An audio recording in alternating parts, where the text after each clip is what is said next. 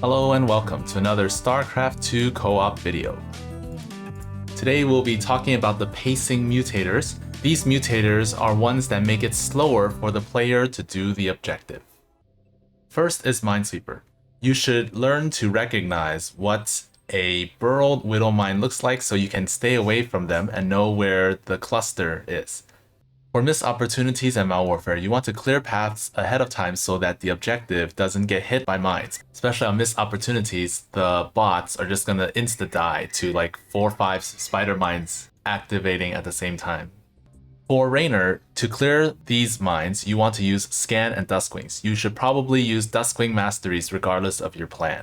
For Kerrigan, with P0, P1, and P3, putting 25 points in an immobilization wave will allow you to one-shot the mines every 2.5 minutes. For P2, you want to attack an Omega Worm, and then unleash the lightning on the mines and repeat until all of them are gone. For Artanis, you use Observers and Tempests, which is better than Observers and Dragoons, because the Spider Mines might accidentally trigger if the Dragoons walk too far forward, so it's a lot safer. For Swan, you'll use Science Vessels, and then you can use the Laser Drill or Concentrated Beam once you figure out where the mines are. For Zagara, you use Overseer plus Baneling Barrage and Hunter Killers. It's pretty slow. For Vorazun, you can use Oracle plus Dark Templar, so you see the mines and then get rid of them. Or you use Time Stop, which reveals all the mines, and then you use the Shadow Guards to kill them, but get out of there before the time runs out. For Karax, you can use Observer plus Solar Lance, or just make a bunch of cannons and let the cannons do their thing. For Abathur, if you put 22 points in Toxic Nests, you can put the Toxic Nest right on top of the hidden Widow Mines, and then they will die. Also, the surrounding Spider Mines will die as well. You can also use Swarm Hosts, which are safer because their units are free. For Alarak, you use the Mothership plus an Invisible Havoc, and you kind of slowly push forward. Make sure that the Havoc doesn't get too close to any detection, otherwise the Spider Mines will trigger and kill the Havoc. For Nova, you use Sabotage Drone, very easy. For Stukov, you can use an Overseer plus Tanks or Infested, slowly push forward. If you use Infest Structure, you can drag-click the Broodlings and move them into unclear areas to clear many other Spider Mines that may be nearby.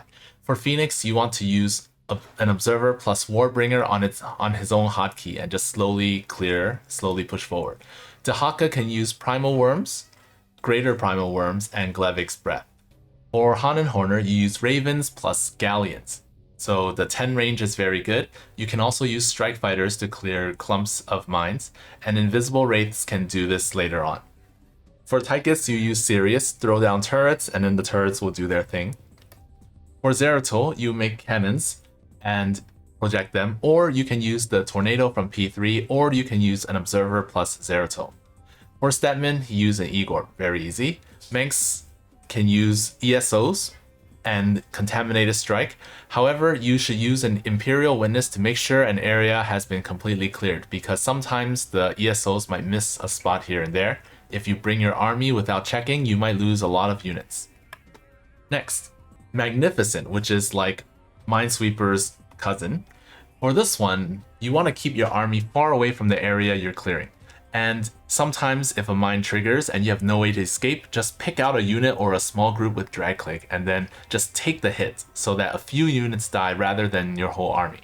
For a Raynor, you can use a Hyperion to clear a bunch of mines, and you can use Inhumane Marine Drops to clear a bunch of mines as well. Kerrigan can pop Omega Worms, and the Omega Worms can take quite a few hits.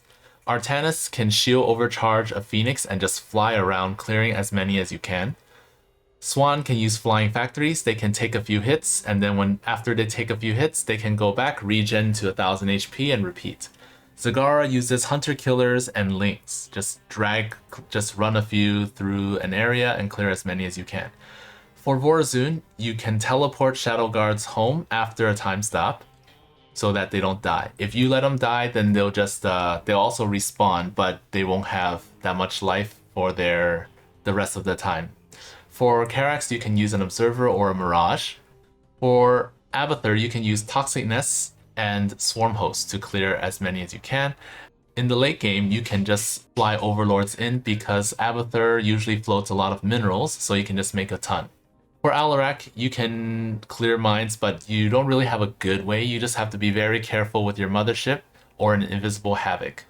For P3 Nova, you can easily clear mines. That's very obvious. For P1, you can blink around or you throw Raven turrets to take hits. Stukov uses Infested or Infest Structure. Phoenix has Observer, Caldalis, or the Zealot suit. The Zealot suit is good because you can charge forward and then switch suits to get out of there. For Dahaka, you use Creeper Hosts. You don't even have to target anything. Just throw them in a direction and they'll clear mines. Han and Horner's really good at this. They can use Strike Fighters to clear a ton of mines. Tychus again uses Sirius, and the turrets will clear a bunch of mines. Zeratul can project cannons or just blink around. Stepman uses Gary Zone, which is like using a Mirage, except he's much bulkier, and you fly around clearing tons of mines. Manx can use Dogs of War or drop troopers on uncleared areas. Next, we have Photon Overload. For certain maps like Oblivion Express, Void Launch, Temple of the Past, and Scythe of Amon, this mutator is hardly noticeable. It's much more noticeable on maps where you have to push bases. On Mal Warfare, suppression towers are not heroic, so they can be overloaded and they will attack you. Photon Overload is a slightly problematic for Stedman because spreading Steadalites becomes slightly more difficult. That means you should use Gary Zone or overcharge one, move forward, and make sure that Gary is being hit before you spread. For Mutually Assured Destruction, the Hybrid Destroyers will produce a small explosion 1 second after they die. For the Flying Hybrid, the Nemesis, it's 2 seconds before a bigger explosion, and for the other 3, it's 1 second before a big explosion. For Raynor, you want to use Spider Mines and just let the rest of the mines get exploded. You can use BCs, Yamato them, and then teleport out of there. Or you can sacrifice a few Marines to deal the last bits of damage and let those Marines go. For Kerrigan, you can kill the Hybrid, then enter Omega Worm immediately. You can also use Brute Lords so that you are far away from the action. Artanis can sacrifice a few Zealots or use Tempest because Tempests have long range. For Swan, you want to spread your static defense so that even after they explode, you don't lose as many units. You don't lose that many units. You can also fly factories and use the drill. This is especially good with P1. For Zagara, you can use Hunter Killers to finish off a Hybrid, or sacrifice some Banelings or Lings to deal the last bit of damage. Vorazun uses DT Shadow Fury and blink away before they go down.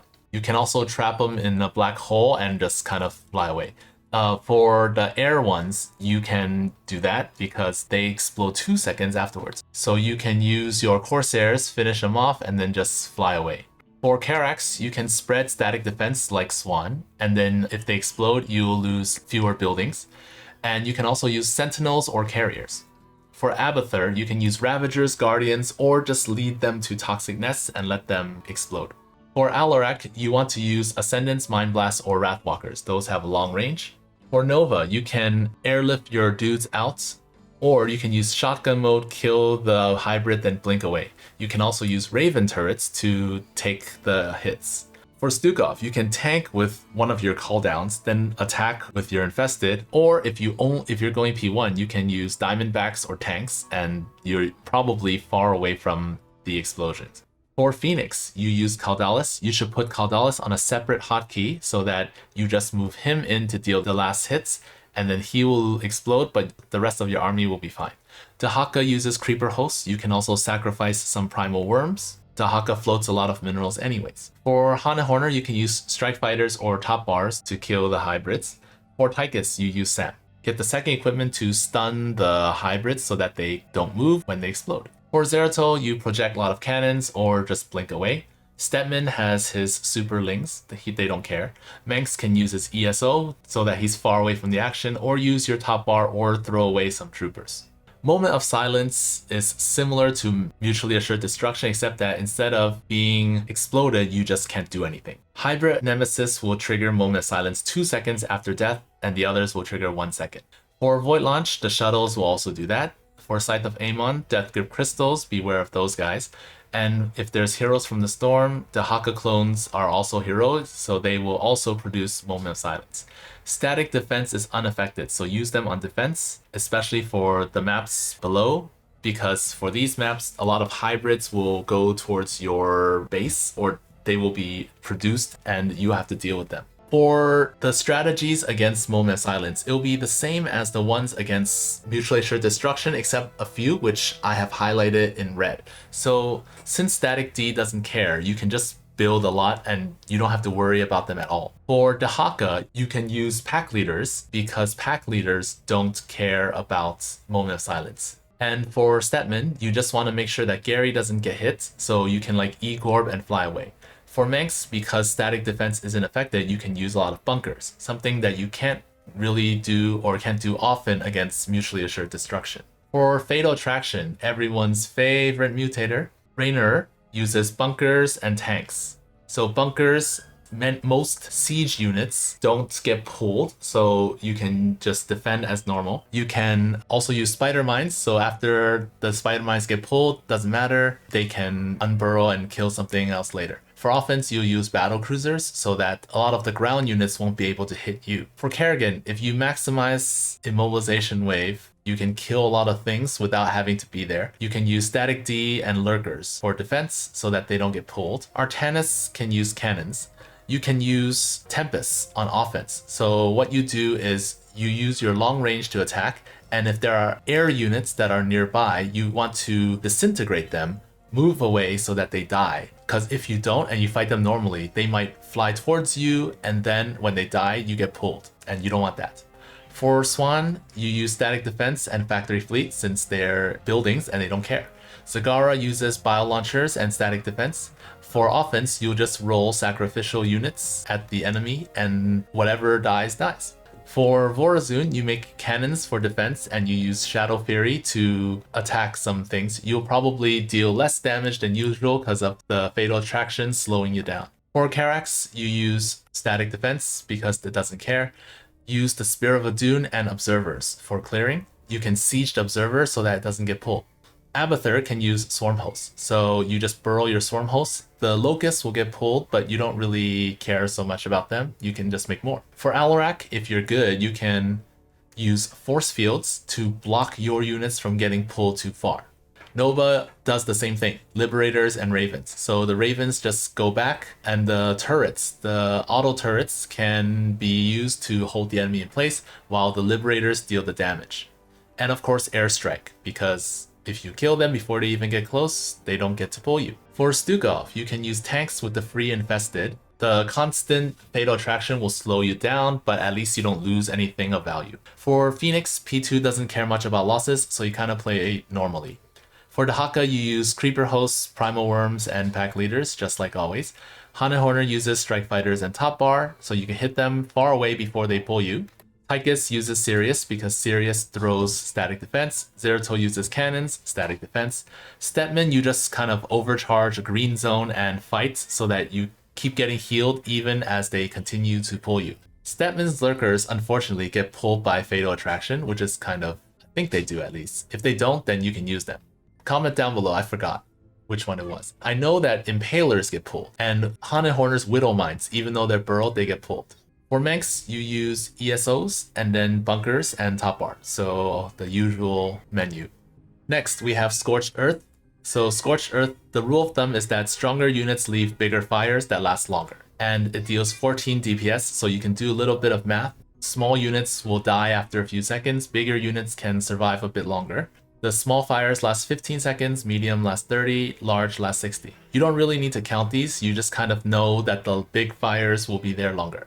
If you use air units, you bypass all of these things, so it won't slow you down much. Self-destruction, you use ranged units and kite. You can use sacrificial buildings on defensive maps, so put some evolution chambers or E-bays in front of your static defense so that those buildings will get hurt instead of your more fragile cannons. Fireworks. Fireworks fires at units in a 10 radius, which is pretty big.